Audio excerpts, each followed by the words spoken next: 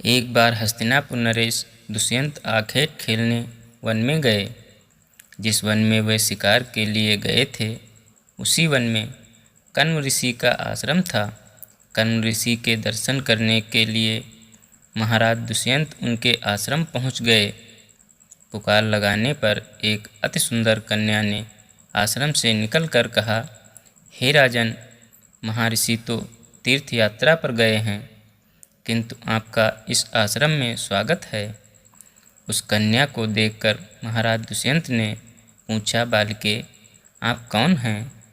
बालिका ने कहा, मेरा नाम शकुंतला है और मैं कण्व ऋषि की पुत्री हूँ। उस कन्या की बात सुनकर महाराज दुष्यंत आश्चर्यचकित होकर बोले, महर्षि तो अजन्म ब्रह्मचारी हैं, फिर आप उनकी पुत्री कैसे हुई? उनके इस प्रश्न के उत्तर में शकुंतला ने कहा, वास्तव में मेरे माता पिता मेनका और विश्वामित्र हैं। मेरी माता ने मेरे जन्म होते ही मुझे वन में छोड़ दिया था, जहाँ पर शकुन नामक पक्षी ने मेरी रक्षा की, इसीलिए मेरा नाम शकुंतला पड़ा। उसके बाद कण्व ऋषि की दृष्टि मुझ पर पड़ी और वह मुझे अपने आश्रम में ले आए। उन्होंने ही मेरा भरण पोषण किया। जन्म देने वाला, पोषण करने वाला तथा अन्न देने वाला, ये तीनों ही पिता कहे जाते हैं। इस प्रकार कण्व ऋषि मेरे पिता हुए।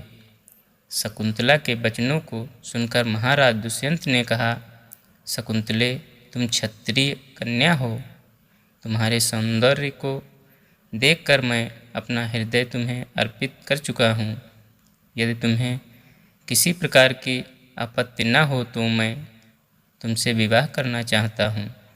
शकुंतला भी महाराज दुष्यंत पर मोहित हो चुकी थी, अतः उसने अपनी स्वीकृति प्रदान कर दी।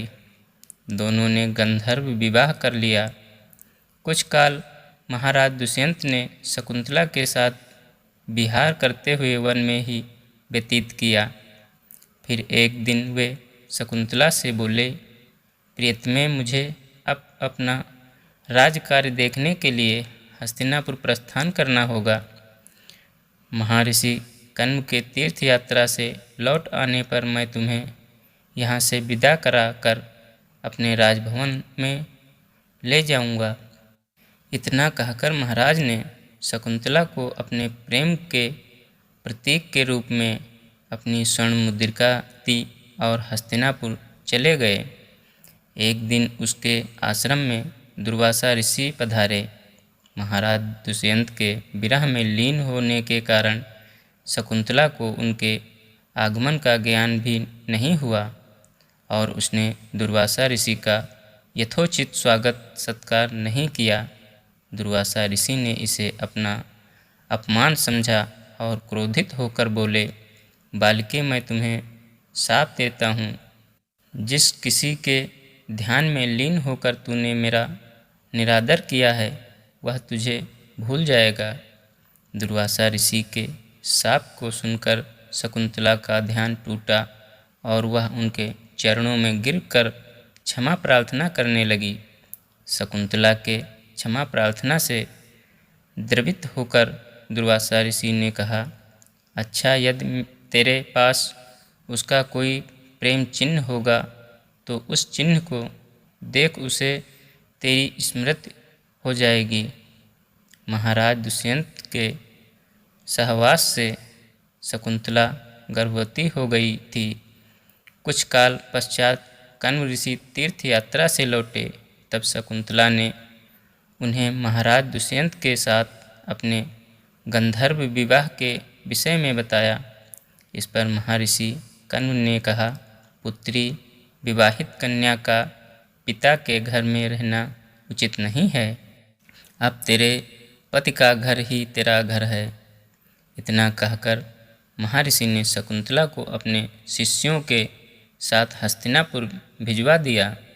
मार्ग में एक सरोवर में आचमन करते समय महाराज दुष्यंत की दी हुई शकुंतला की अंगूठी, जो कि प्रेम चिन्ह थी, सरोवर में ही गिर गई। उस अंगूठी को एक मछली निगल गई। महाराज दुष्यंत के पास पहुंचकर कण्व ऋषि के शिष्यों ने शकुंतला को उनके सामने खड़ी करके कहा, महाराज, शकुंतला आपकी पत्नी है, आप इसे स्वीकार करें।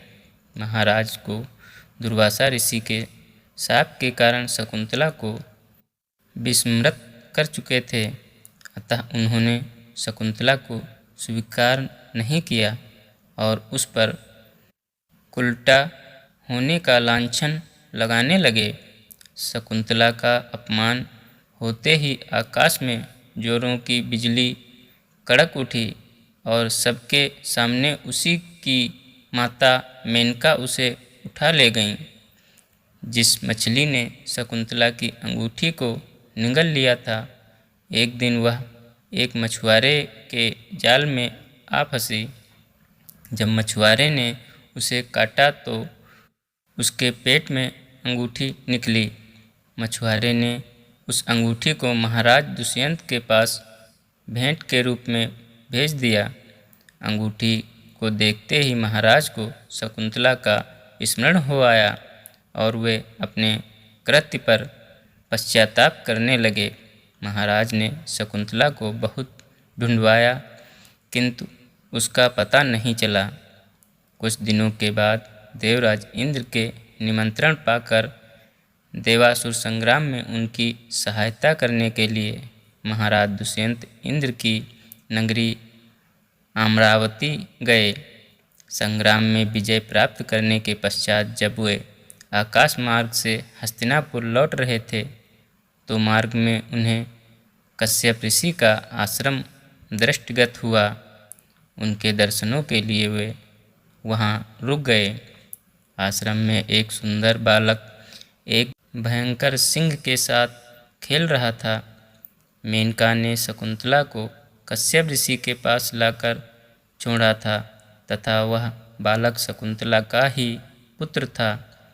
उस बालक को देखकर महाराज के हृदय में प्रेम की भावना उमड़ पड़ी। वे उसे गोद में उठाने के लिए आगे बढ़े तो शकुंतला की सखी चिल्ला उठी, हे भद्र पुरुष, आप इस बालक को न छुएं, अन्यथा उसकी भुजा में बांधा काला डोरा सांप बनकर आपको डस लेगा। यह सुनकर भी दुष्यंत स्वयं को न रोक सके और बालक को अपने गोद में उठा लिया। अब सखी ने आश्चर्य से देखा कि बालक के भुजा में बंधा काला धागा पृथ्वी पर गिर गया है। सखी को ज्ञात था कि बालक को जब कभी भी उसका पिता अपने गोद में लेगा, वह काला डोरा पृथ्वी पर गिर जाएगा। सखी ने प्रसन्न होकर समस्त वृतांत शकुंतला को सुनाया। शकुंतला महाराज दुष्यंत के पास आई। महाराज ने शकुंतला को पहचान लिया। उन्होंने अपने कृत्य के लिए शकुंतला से क्षमा प्रार्थना किया और कश्यप ऋषि की आज्ञा लेकर उसे अपने पुत्र सहित अपने साथ हस्तिनापुर ले आए। महाराज दुष्यंत और शकुंतला के उस पुत्र का नाम भरत था। बाद में वे भरत महान प्रतापी सम्राट बने और उन्हीं के नाम पर हमारे देश का नाम भारतवर्ष हुआ। धन्यवाद दोस्तों।